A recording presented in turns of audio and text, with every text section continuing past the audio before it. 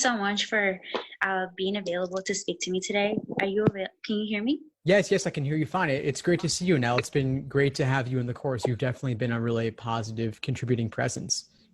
Thank you. Yeah, I enjoy the conversations that I have with my classmates and the support that I'm getting from everybody. I think I was a little bit reluctant to join at some times because it's like really hard at times to. I guess the right word here is overwhelming, the LSAT itself, and I think that I've been having a lot of support and a lot of encouragement from a lot of you, and so I'm extremely grateful for that. Thank you for the opportunity to be on this course with you and everybody that's on this marathon to passing the LSAT. Of course, sure. So tell me, how could I support you right now? What's the biggest challenge you're facing? Yeah, I think I took a break from the LSAT for about a month. I believe that I was doing, I don't know, maybe this is a thing with other prospective law students, is that we tend to overwhelm ourselves with a lot.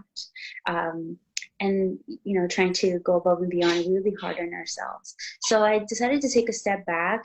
And before I took a step back for about a month, I was working on the foundations, and I was going through your prep course, trying to understand what would be the best way to go through all of the videos and resources on that website, while also using the PDF that gives us the structure of how to go about studying for the LSAT, right? And so for me, I think one of the things that I would need support with is maybe in your getting some of your feedback on how to approach that in the most efficient way possible, because I have spent a few hours just doing my own research and going through the videos, taking notes on the videos, attending the classes, but I'm not sure if that's really helping me at this moment. So I'm trying to figure out the best strategy, because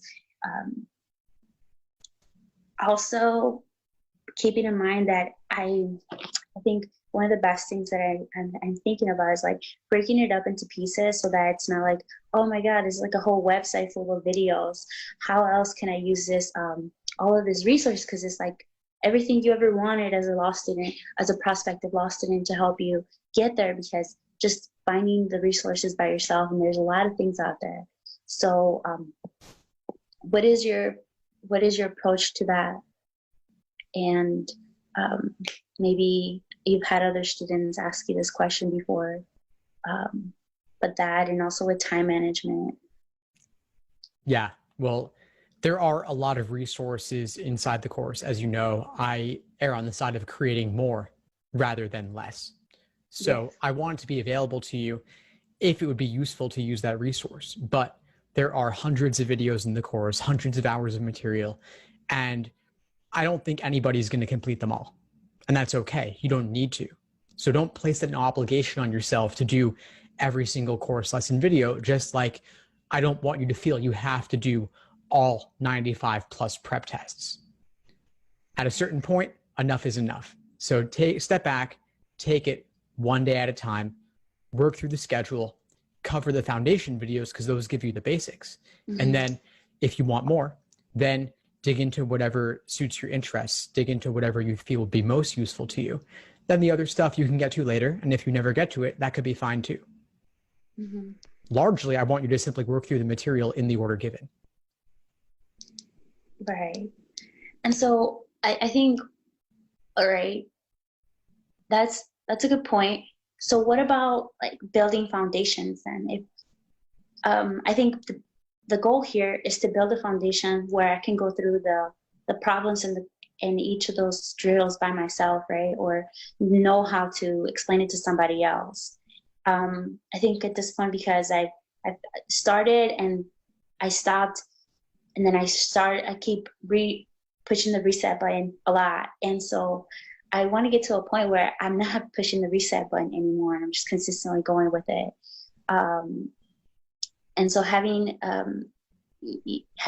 you say that is, really good approach, I think, to not feel obligated to go through all of it. So if I don't have to go through all of it, what's the best way to build these foundations that are essential to being successful in this LSAT exam? Yeah, so I would say start with the foundation lesson videos. I have the Logic Games Foundation section of the course, Logical Reasoning Foundation, Reading Comprehension Foundation. Those videos I would consider essential. Beyond that, if you discover that you have particular trouble in, let's say, logical reasoning, watch the Logical Reasoning Masterclass. If it's Reading Comp, watch the Reading Comp Masterclass. Same for Logic Games.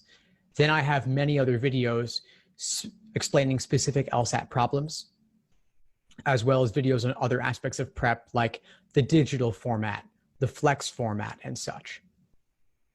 Okay. So go to those afterwards as a supplement. Okay. How do you, so then we use those, but how do you pair that and match that to help us go over what's in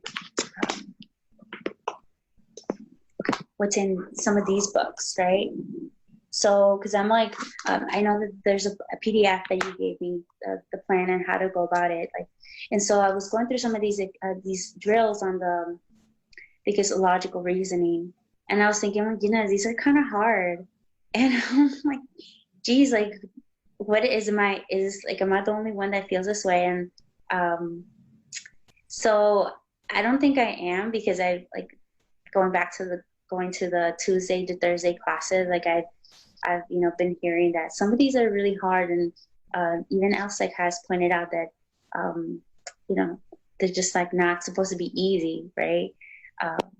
So how do I use your foundations to approach these? Obviously, they're not going to give me the answer, but like, I don't know, like watching the video, I feel like there should be some type of like, I don't know, correlation between how to step one, step two, how to do all of that. And I don't know, maybe that's not the way, but there's probably a better way to go about it. So I don't know how to connect both like the videos and the book that I'm doing here. What do you think about that? Sure. Yeah, great question. So the foundation lessons cover the theory and cover the general approach.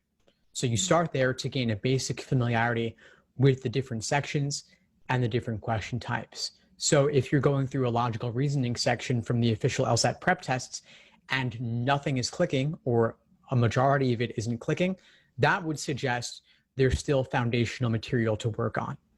But if you're simply noting certain weak areas, certain particular problems where you want explanations, then scroll down later in the course where more of the focus is on specific LSAT question explanations, because by that point, you've already largely got the foundation and you may just want to walk through on that particular question. So the explanations come later in the course, but you've got to build the foundation first. Okay. So what would be like the ideal schedule for somebody to build foundations starting out? I think you provided a PDF that said like start doing some drills on prep test 62 to 71, and I have actually done. I'll show you. It's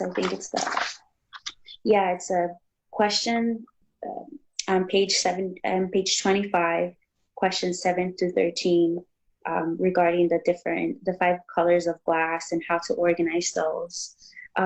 So like, I think one of the ways that I went about this, and I'm just going to explain this to you because I don't know what other way to really ask this question without having to explain the background to it.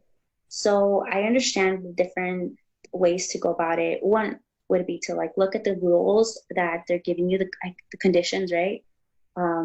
Look at the conditions and then look at the different questions. Going through all of these, I would go back to the conditions and cross off the conditions based on the multiple choice options. Like which one's violating that rule that wouldn't be right.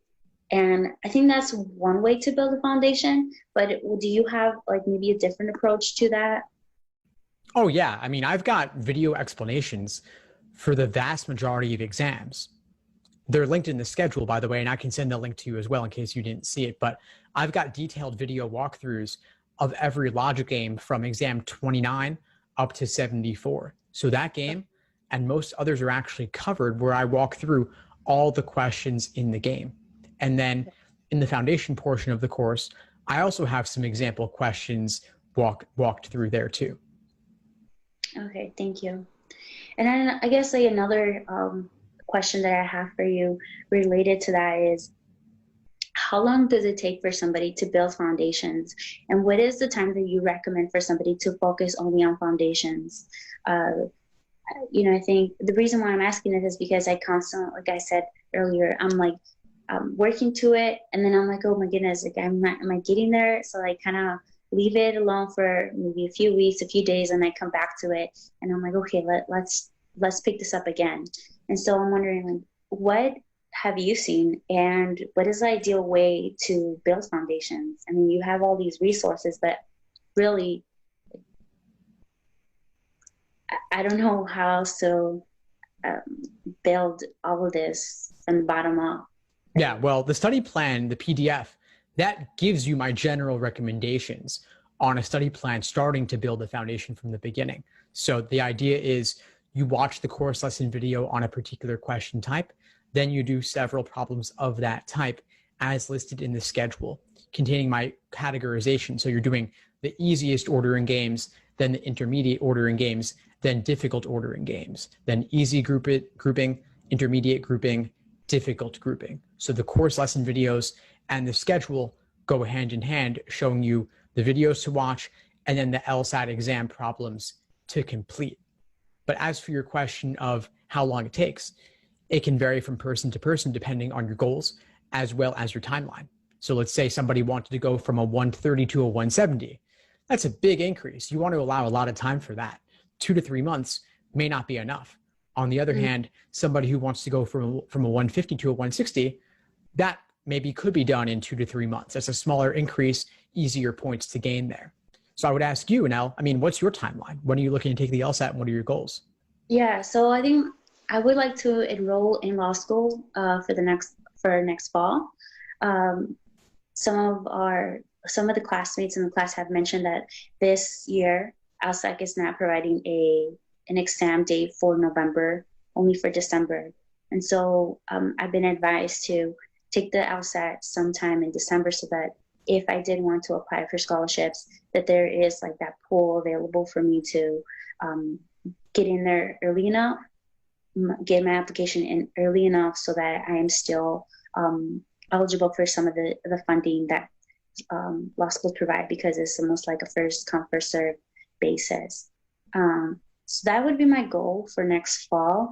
Submit my application as early as in 2000, like early 2021, maybe like June, April. I don't know if that's a good timeline to be eligible for all these scholarships that law schools give.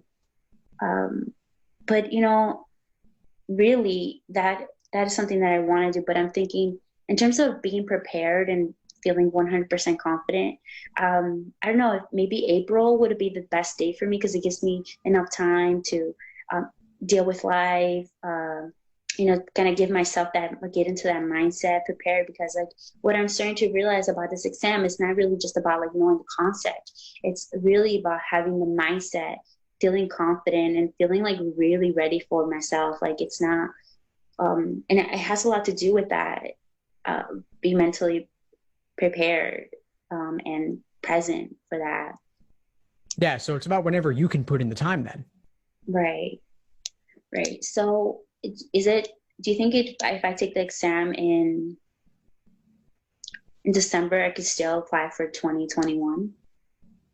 Yeah, absolutely. And by the way, I should clarify that that's the first I'm hearing about is it's December LSAT date. Mm-hmm. There's the October 3rd, there's November 14th. Neither of those have yet been canceled and rescheduled as flex, but I suspect both of them will be. I'd say 99% October is going to be a flex, 95% November is going to be a flex.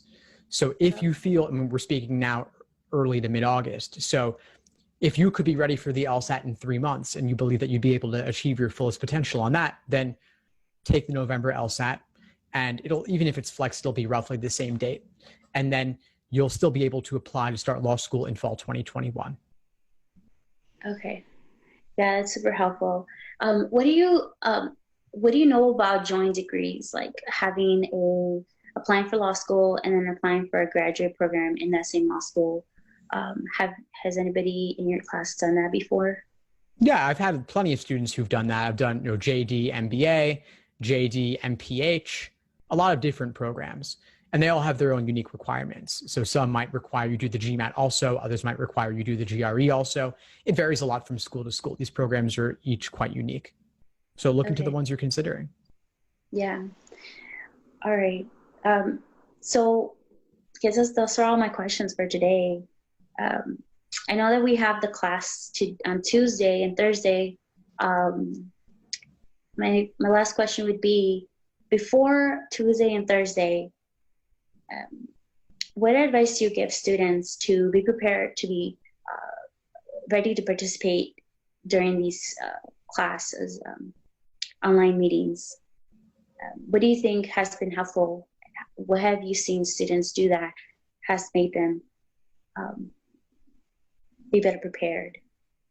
That's a great question. And the good news is you don't actually need to prepare for my classes. Just bring your biggest challenge, the biggest thing holding you back, and we'll take care of it. And also be ready to support others as well, because no matter what point you're at, there's still something you understand that you could teach somebody else. Okay, yeah, thank you for that. Yeah, so just bring a willingness to participate and engage. And even if you're not the one being coached, you can still benefit because you are being coached just indirectly. The challenges that one student faces, many others face as well. So be open and be receptive to the idea that there is something you could take away from it, and that the question that brought you there may not actually be the takeaway you get. So the question you bring may not be the question you actually needed to ask or the question that you needed to be answered. So just be open to possibilities. Thank you, Steve. I think, having gone through this prep course has been, I think, rewarding. I've attended a few classes, and like I said, I've been in and out of the LSAT prep because I've just been working on like really building my confidence. But I think that being in the class, I guess I can't say this enough, has really helped to build my, my approach to it, and knowing that I'm not the only one that feels the same, like daunted by it, and how to take my power back because it's just an exam. I don't have to feel overwhelmed. It's not like, oh my goodness, this is a big exam. Like your whole life really depends on it. When I started thinking like that, it's like, oh my goodness, it's hard, right? How do I overcome that? So I think having taken like that month off to, okay, relax. It's a big deal, but it doesn't have to take over my life, and it doesn't have to be overwhelming. And so if I have anything to give to my classmates, is that is like, well, let's just take it a step at a time, like you said, one day at a time. And building the foundations is, I guess, anytime we get something started is not easy, but I think it's worth it. So that's why I'm still here, and I'm glad that you're able to offer this type of support with all of the resources online and making yourself available to answer any questions when necessary. So thank you for that. Of course, and I just want to say, Nell, that you've been a tremendous contributor to the group. You've really added a lot, and I appreciate how powerful you've been showing up. So please keep coming to class, keep at it, and I'll see you in class soon. Okay, thank you, Steve. Appreciate it. Bye. Thanks for tuning into the show. Please subscribe if you haven't done so already to be notified of new episodes as I release them. And feel free to reach out if you need anything at all as you move forward with your prep. I'm happy to help however I can. In the meantime, I'll wish you all the best and take care.